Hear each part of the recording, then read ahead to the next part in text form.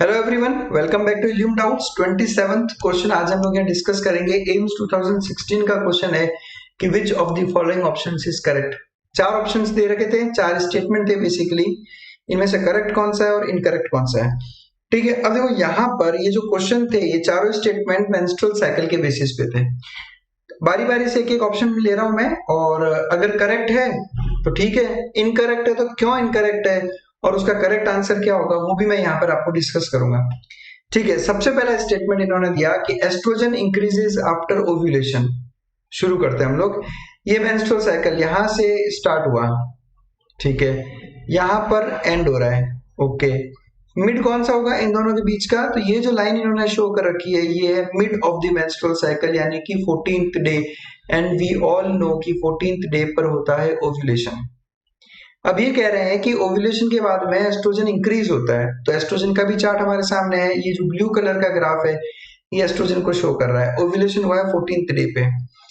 ध्यान से सुनना, इमीडिएटली आफ्टर ओव्यूलेशन, ओव्यूलेशन के होते ही उसके बाद में एस्ट्रोजन का लेवल गिरता है। एस्ट्रोजन का लेवल गिरता है around 22nd to 23rd day. यहां पर अगर आप देखोगे तो 22nd टू 23rd डे तक आते आते अब एस्ट्रोजन जो है वापस इंक्रीज हो रहा है।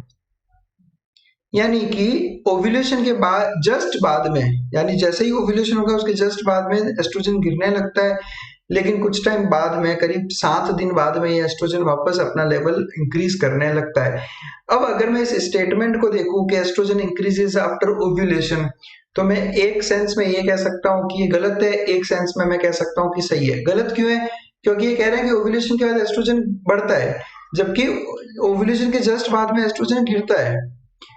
और सही किस सेंस में? सही इस सेंस में कि सर ओव्यूलेशन के 7 दिन बाद में ये बढ़ता है। तो ये स्टेटमेंट हमें कंफ्यूज कर रहा है, क्योंकि स्पेसिफाई नहीं किया गया है कि इमीडिएटली आफ्टर ओव्यूलेशन या सम डेज आफ्टर ओव्यूलेशन। तो इस ऑप्शन को मैं थोड़ा सा होल्ड पे रखता हूँ। देखो, कई बार ऐसा होता है नीट में या एम्स में, कुछ क्वेश्चंस ऐसे आते हैं जिनके जो है आप डिफरेंट स्कूल्स ऑफ थॉट्स होते हैं, तो हमें दोनों कंसिडर करने चाहिए हमेशा।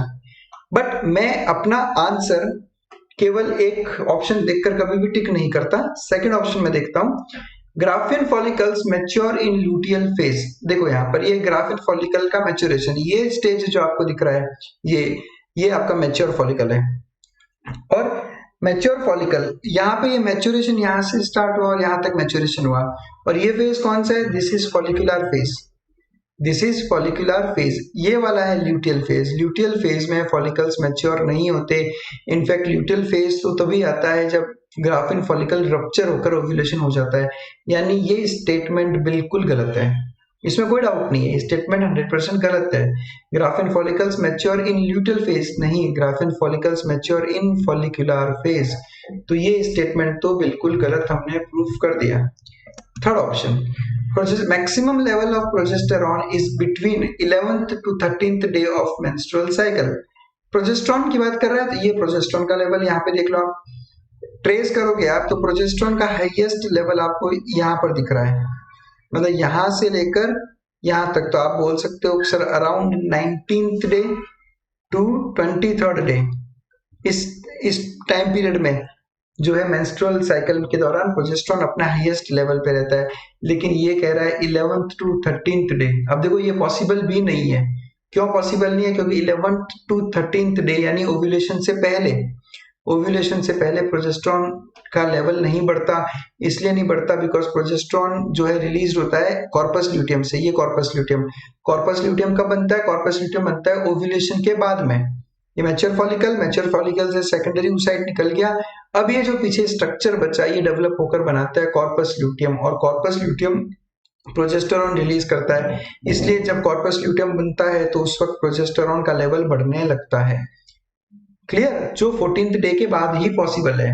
तो ये ऑप्शन को भी मैं सरासर गलत प्रूव कर सकता हूँ। This is completely wrong. Second option completely wrong, third option completely wrong. Fourth option देखता हूं, एस्ट्रोजन मेंटेन्स प्रेगनेंसी। अब देखो, प्रेगनेंसी मेंटेन करने के लिए ये जो आपका एंडोमेट्रियम की थिकनिंग है इसको मेंटेन रखना जरूरी है, और ये मेंटेन करता है progesterone.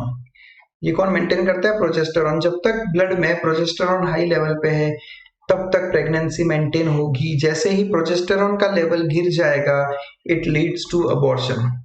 That's why progesterone is very important during pregnancy, and it is called as pregnancy hormone. So not estrogen, but progesterone maintains pregnancy. तो ये ऑप्शन भी गलत है, फोर्थ ऑप्शन भी गलत हो गया। अब मेरे पास केवल एक ही ऑप्शन बचा कि एस्ट्रोजन इंक्रीजेस आफ्टर ओव्यूलेशन।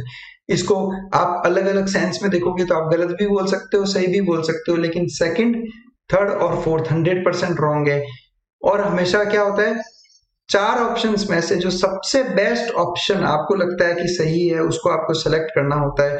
तो उस बेस पे मेरे इस क्वेश्चन का आंसर होगा फर्स्ट, कि एस्ट्रोजन इंक्रीजेस आफ्टर ओव्यूलेशन। ऐसा होता है कई बार कुछ क्वेश्चंस में अपने को चीजों को उन चार ऑप्शंस में से जो सबसे बेस्ट रहेगा उसी हिसाब से अपने को आंसर देना पड़ता है। तो यही इसका आंसर है। बस that's it, thanks a lot for watching us. कुछ क्वेश्चंस हैं आपके पास इस टाइप के तो आप जरूर हमें व्हाट्सएप कर सकते हो, हम आपको इसका बहुत अच्छा सोल्यूशन आपको समझाएंगे। Thanks a lot for watching us.